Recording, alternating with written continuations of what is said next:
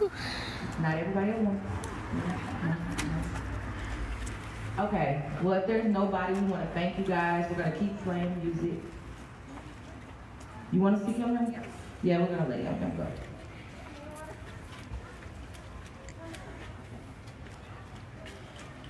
Hi, everyone. How y'all doing tonight? Woo! Y'all good? You know, I'm so proud of all of us. We did this 24 hours.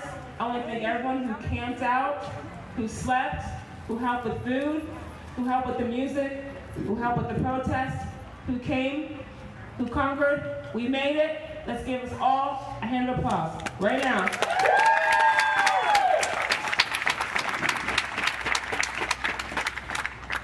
Osaze, we miss you so much, and we're going to keep on fighting for you. We're not going to forget about you, no matter what happens. We're going to find out who Officer 1, 2, and 3 is. And we're not going to stop until we get you justice. We're not going to stop. 3 shots in the back. How do you justify that? 3 shots in the back. How do you justify that? No justice. No peace. No justice. No peace. No way, sis. Police. I'm so glad we're all here tonight. This means a lot. And thank you, Osaze. You put the fire in all of us. And for everybody else, Breonna Taylor, George Floyd, the rest of y'all, we're not going to stop. Thank you.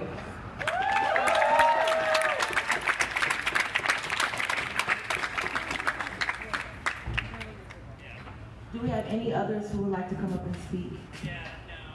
Any organizations in the community that have anything to say, or any other events coming up?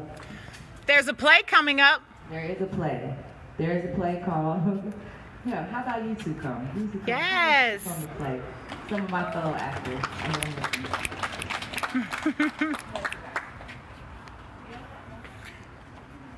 Hi, my name is Nina, and I'm Josh. and we are a part of a play with Penn State School of Theater called the Talk about the Osaze things Project. coming up in the community that people can plug Kiara is into. also in it. She's playing an activist very aptly. It's by Professor Charles Dumas. I don't know if anybody knows him, but he's a wonderful man and has spent his entire life in Say some stuff about social like justice what's going theater. on Yeah, this yeah. week that people can plug into. An imagining of the events around the murder of Osaze Osagie last year, and it goes up next Friday on November 13th at 8 p.m. and there's a Q&A at 7:30 p.m. And thank you all in advance for coming and for furthering the cause. Thank you. Justice for Osaze! Yes. Thank you guys. I just put them on the spot. This is actually my first time meeting them in person. We've been having rehearsals via Zoom, so this is very interesting for actors to only meet via Zoom. It's very crazy. But I'm very excited, and I'm really glad that they're a part of it. I'm really glad that Charles Dumas took the time out. And it's a really good, it's going to be a really, really good production, and I encourage all of you all to watch. I'm going to let Melanie come up, and she's going to give you guys a little insight on what you guys can plug into. All right, she got it. Get that up here a little bit. Hi everybody, thank you for coming out. Thank you everybody who could occupy overnight. Thank you for people that chipped in where you could. This is really powerful, this is amazing, and let's keep growing. Let's keep showing State College our collective power. Let's keep getting things done. On that note, I have some less exciting but very important things to talk about. There's a couple of things we've been doing in this community in regards to policy change, in regards to community oversight, asserting our power in very structural ways that will carry on. One of those things is currently the Borough Council has gotten together an ad hoc committee to make suggestions about the Community Oversight Board, which was our demand, which is happening. But it's very important right now that we make our voices heard. We make sure that this Community Oversight Board has teeth, that it is able to affect change, that it is able to hold officers accountable. It's not enough just to have something there for show. We really need to show up at borough council meetings and let them know what is important to us and what we want to see from them. They are elected officials. They work for us. So that's one way you can plug in. Borough council meetings are Monday nights. You go to statecollegepa.us and you can find the calendar there. I know there is a borough council meeting at 7 o'clock virtually Monday night.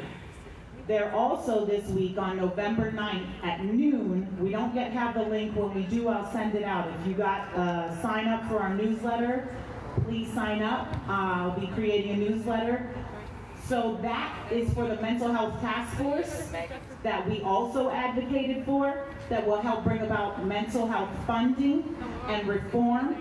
That is going to be the report from the Mental Health Task Force as to what they found are the deep and profound failures in our mental health system. So that's also an important event that'll be going on this week. As far as things go, sign up for the newsletter, hit us up on our Facebook, Twitter, Instagram, and thank you all for coming out.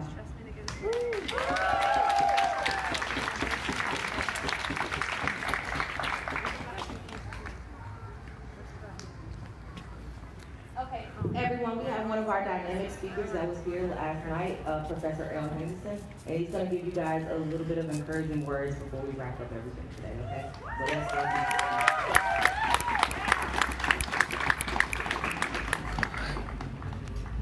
Thank you all so much. Thank you all for coming out. Thank you all for the folks who were here last night with us, the folks here this morning, and those of you here now, especially with the 320 Coalition and the work, especially the sisters been doing, Sister Nare, Sister Tierra, and everybody who's contributed. What's Melanie? Melanie's just something, and Mads and all the folks, I know faces better than names. But it's so important this work continues. Yesterday, kept saying, what do you know about Osaze? What do you know? What do you think you know? Because what you're told are lies. There's been no independent investigation. He had a knife in his own house, probably cutting up the groceries he just bought from the store. Mm-hmm. How many times you come to your door and you're cutting up something and you open the door with what's in your hand? It's not illegal to have a knife in your house. The police said they saw him bringing his groceries back. So what would you think he's doing with a knife? He's cutting up his groceries. But if I can convince you he's some crazy Negro with a different N-word, you already say, come on, what's the guy doing with a knife? In his house. How many times you had a knife in your house? The police said they shouted at him 3 times. Put down the knife, put down the knife, put down the knife. What they don't tell you is he had a roommate in that small apartment. The roommate said he was awakened, not by shouts of put down the knife, but by gunshots. Because they didn't yell at him 3 times. They shot him. No independent investigation. When the DA first announced this, what did he say? Dan Cortana, it's a tragedy. It's a tragedy for the Osaze family. And then that idiot said, it's a tragedy for the police who killed him. He said that. It's on the video. They don't show you that. You gotta watch the video on YouTube. They're not gonna put that on WJAC and these Sinclair broadcasting companies, right-wing news media. They don't tell the same story in the Center Daily Times or in the Daily Collegian. They had a damn story in the Daily Collegian talking about me yesterday. Misquoted all that. It wasn't about me. They didn't talk about the 320 Coalition, hardly talk about Osaze. So we become our own media. What you're doing here is historic. What's changed here? George Floyd, Breonna Taylor, Ahmed Aubrey. That's what's changed. You know them and you should. But Osaze was right here, killing people right under your feet. Somebody calls for a mental health check. You don't know if the murderers of Osaze are going to show up at your door. That's why we should know who the police murderers were. We should know who's also the one. We should know who all of them are. You've been lied to right in front of your face, in front of here. There's been no independent investigation. Every investigation was associated with the police or the DA. That's why you have to have oversight. That's why what you're doing is so important. That's why when we're out here, you don't see police trying to vamp on us. Why? They want the story to go away. Mm-hmm. They want it to go away. Just like Penn State, they just wait you out. Mm-hmm. How the hell they got all these initiatives, tens of millions of dollars about race? I wrote a piece called Being Black at Penn State a year and a half ago. Now all of a sudden they got $10 million to do race. Got all types of task forces for you. They have task force your ass to death. All they're doing is waiting you out. What you're doing is historic. I've been here 20 years. Never been nothing like this. It's historic what you're doing. Be encouraged. Feel strong. Don't think you gotta have a whole bunch of people out here. The modern civil rights movement, February 1st, 1960. 4 students in Greensboro, North Carolina. 2 students at Merritt College in Oakland, California, create the Black Panther Party. It's not numbers. Committed cadres of people with a common objective. What's our objective? Justice for Osaze Osagie. Justice for Osaze Osagie. Yesterday I said, what do you think you know about Osaze Osagie? Now I say, what you gonna do? Mm-hmm. Given what you know. What you gonna do? And what you're doing now is powerful, it's strong, it's important. Because black lives matter. Yes. What you gonna do with what you know? And what you all are doing is the best in the tradition of civil rights, black power in this country. Be inspired. Feel good about what you're doing. And I said yesterday, I got so choked up, I was talking about Viola who's killed in Alabama, shuttling workers from Selma. I say in the 1960s, whites were invited to come to the South to participate in the civil rights movement. And I say this especially for the white folks here. You didn't have any invitation. You came on your own. That's what makes you different from your previous generation. Don't let somebody lecture to you about or minimize what you're doing here. Now that applies to everybody. But I want to demystify that, especially for white folks. Because I get tired of hearing white folks say ignorant things. Well-meaning white folks like, I was born here, I never saw racism. The hell you live in this world, never see racism? You got a TV, wherever you from? You saw it. You saw it in your own family. You know exactly what it is. You got to recognize white bullshit when you hear it. Because white supremacism will end when white folks decide to end it. Stop talking about, yeah, they're race, but I love them. Give a hell who you love. Do you stand on principle? You got a sense of justice? You know what racism is. That's why you don't invite your brown friends around when Uncle Harry's there. Yo. And Aunt Mary's there. You know exactly what it is. So we don't get to solutions if you don't acknowledge the reality. The reality is the first use of deadly force in this white-ass state college involved killing a black man. You know how hard that is to do? If you plan that, it's hard to do. That's not random.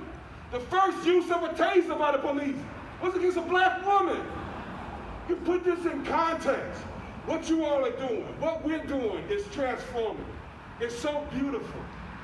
Be the change you want to see. You're part of a cultural revolution transforming this place. This place where 70 million people still support it. A racist, misogynist, elitist, orange-colored. You know what I'm saying? Still waiting on black women to rescue the Democratic Party. And what you got? You got a sister, I'd make it work, the sister from Spelman, That nice beam going around. Stacey Abrams. Registered 800,000. All this registration in Atlanta, which is run by a sister from FAMU. Yes. Keisha Les Bottoms. To put over a ticket that includes the vice president from Howard University. If y'all didn't catch that, those HBCUs in there, you missed it. But the first thing these people start saying is, we gotta be for all the people. All the people didn't elect your ass. You see what I'm saying? Don't get it twisted. Don't let people make you deny the reality in front of your face. Osaze Osagie was in his house. Yep. The police said he brought back groceries.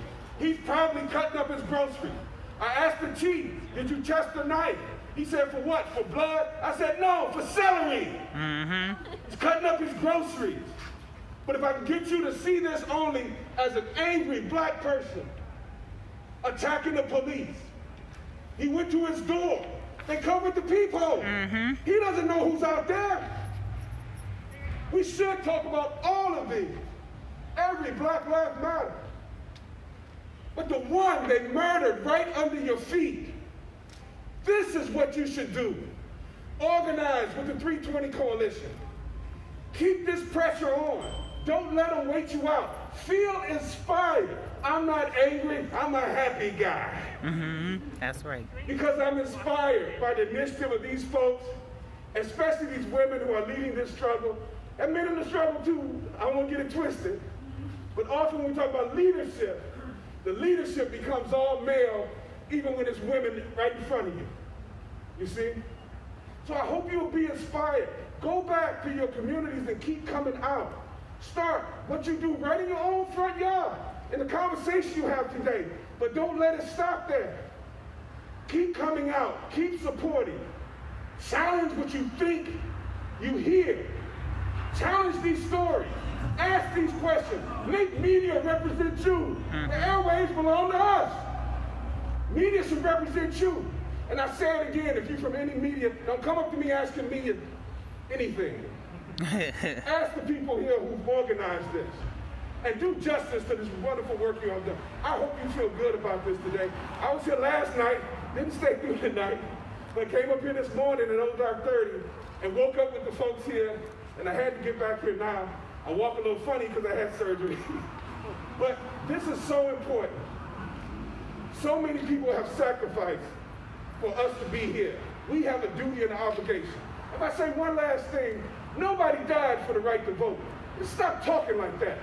People were killed trying to get the right to vote or to exercise the right to vote. To be killed means there was a killing. And to be a killing, there was a murder. There's no statute of limitations for murder.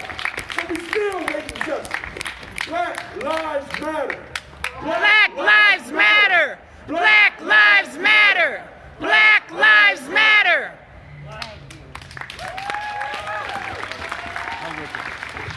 Thank you, Professor Earl. Always so dynamic. We have one last speaker, Tiffany Patel. Is that right? Okay, thank you, y'all. Welcome, Tiffany. Hi. So I've been coming to this for a couple of months now, off and on whenever I've been in town. And I have to thank you all for your diligent efforts and your work and your continuation of it, because it inspired me. So right now I'm an MBA student at Penn State, and I'm also the Vice President of Diversity at the organization. And one of the things that we noticed within our own community at Penn State was that the administration was not doing justice to the events that were happening around the world that we're all experiencing. And so because I was able to see you guys standing up and taking action, that challenged me and other people to stand up and take action within our own community.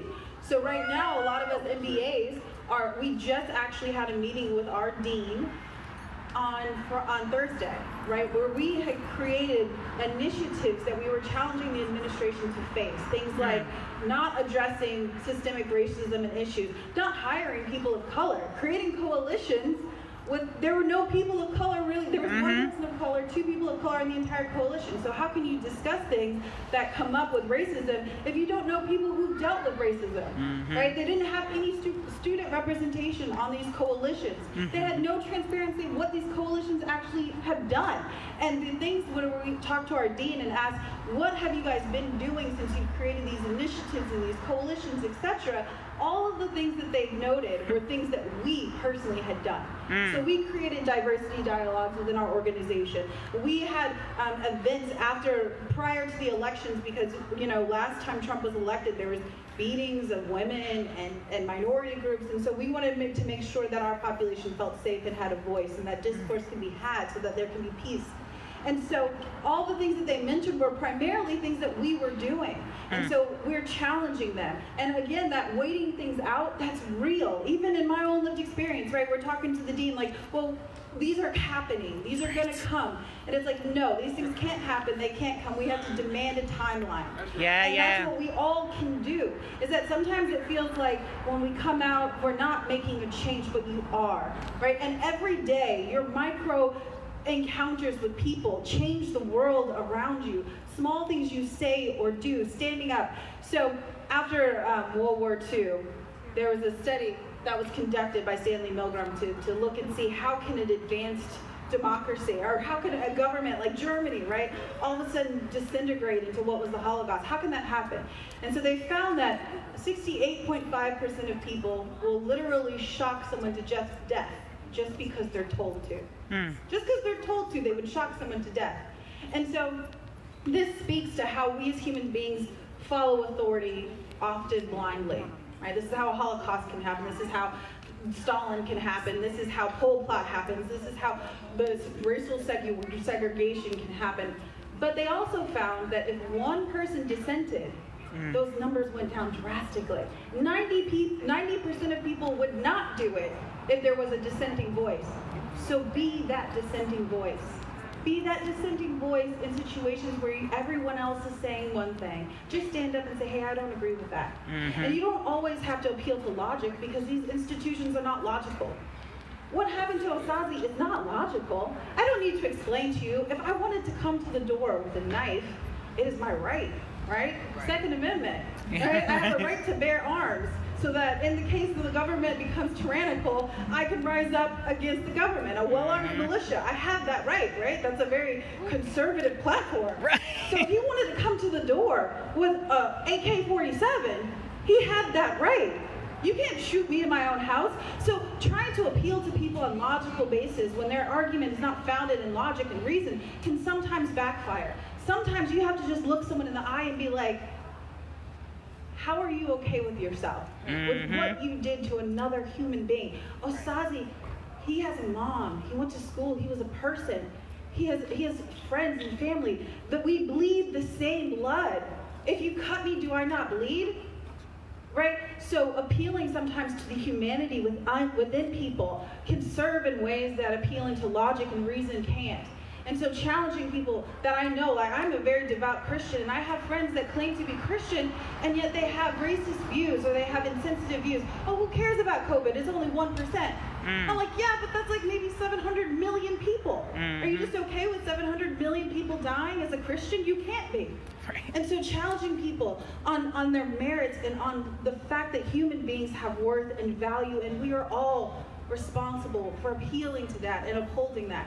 And so I just wanted to thank you guys and encourage you that in your regular lives and everyday actions, you are making a difference. Even the people that are walking by that don't say anything, that don't look, it's a little micro where they get to see that there are people who are standing up, who are fighting. The message is getting out there, even if it's not directly heard right now. Standing up, being that light in darkness is essential. And even if the only thing that it accomplishes is having light in darkness, that is something. That is something. And so we are all lights on shining hills. That's what we are. And we all have to continue to be that and embrace that. And I commend all of us for being here and for standing up. And the fight will always go on. Like Frederick Douglass said, power concedes nothing. It never has, and it never will. find out the exact measure of injustice that a population will accept, and that is the exact measure that will be imposed upon them. And will continue until that is opposed, either by force or by reason. But no matter what, it takes action. And we're acting here today, so I'm going to go home and feel better about myself and continue the fight and continue my life. Thank you. Yes, thank you. Thank you.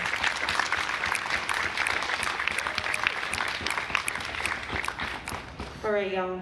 So we're about to round out our occupation. We have a few more things. First, I want to give a huge thank you to the community defense team that has made sure that we have stayed safe throughout an entire 24-hour occupation. Thank you all so much. If you don't know who they are, the folks with the pink bandanas around their heads or around their necks, on the way out, give them a thanks. They're the ones that kept us safe. To the Center County COVID-19 Community Response, or 4CR, who provided all the food that we were able to have here and share together. Thank you so much as well. And obviously 320 as well for providing the food and the resources for us to be here. So yeah, thank you to the child care team. Thank you to the facilities team. Thank you to the health team. Sound, Thank you to the yes. sound team. Yes. Thank you to the entertainment group. Thank you to these wonderful organizers for doing all of this. And thank you to Maggie. Yay, Maggie! Thank you, Maggie. Isn't it her anniversary? I think, is it your anniversary? It is my anniversary. So happy anniversary. She's out here, her I don't even know where my husband is. He's been out here all night. Yes. Yes. All right, so we have a few things that we want you to take away. The first is follow us on social media, sign up for our newsletter, stay in touch with the things that we are doing in the community. As everyone has said here, we are not stopping. We don't plan to stop until there's justice for Osaze. Secondly, take the opportunity, reflect on what you've heard today, and go back and pull aside 2 of your friends or 2 of your family members and tell them about Osaze's story. Tell them about the story of what happened here in State College in our very small town. Spread the word about what we do and let others know. Invite them to this. Invite them to this wonderful space. Invite them to stand in solidarity with us. Theo, not yet. And then the last thing, we're gonna play some music until 5 o'clock. In the meantime, as you can see on the ground, there's this wonderful chalk art that we've been doing during the entire occupation. We'd like to leave some fresh chalk art for the SCPD and the municipal people to look at on the way in tomorrow or on Monday. So we're asking you to please come up, grab some chalk, help us, replenish everything here. And Yes. Stay with us until 5, and that's it, folks. Thank Block you for party.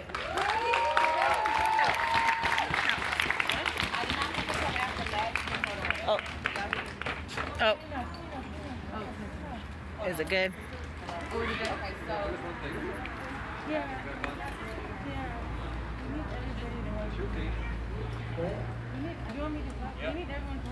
Okay. So I have a lost and found item. I don't know if this was a ring or an earring or a necklace. This was found. This is gold. If anybody is missing this, please let me know. We'll keep it up front. If you guys don't mind, some of the things in the food that you guys eat to kind of clean up after yourselves, because we'll have people staying here and that are going to do that. But if you guys can just help around and help keep it clean, and like Maggie said, you're welcome to the chalk. We're about to play music. If you have any questions, there's organizers up here that you can come talk to. Thank you again to everybody, 4CR, everybody. And what we're about to do now is, because we wanted to occupy this for 24 hours, which we're almost there. Oh, what kind of sign? What is that? Yum Yum has a sign she made herself. Yum Yum, and she doesn't want to lose it. So please, if you have a blue sign, is it blue? Yes. Yes. Okay, great. Please just, it's very important. Oh, yeah, yeah. Thank you. And you can drop all the signs here as well and help us clean up. That we really appreciate it. Thank you. Okay, so what we're about to do, hold on, let me put this down. What are we supposed to say? 24 times. Okay, so we're gonna say justice for Osaze 24 times. Are y'all ready? All right. Okay, so I'm gonna use my hands, I guess. This is gonna be bad. Ready? Justice for Osaze! Justice for Osaze! Justice for Osaze! Justice for Osaze! Justice for Osaze! Justice for Osaze! Justice for Osaze! Justice for Osaze! Justice for Osaze! Justice for Osaze! Justice for Osaze! Justice for Osaze! Justice for Osaze!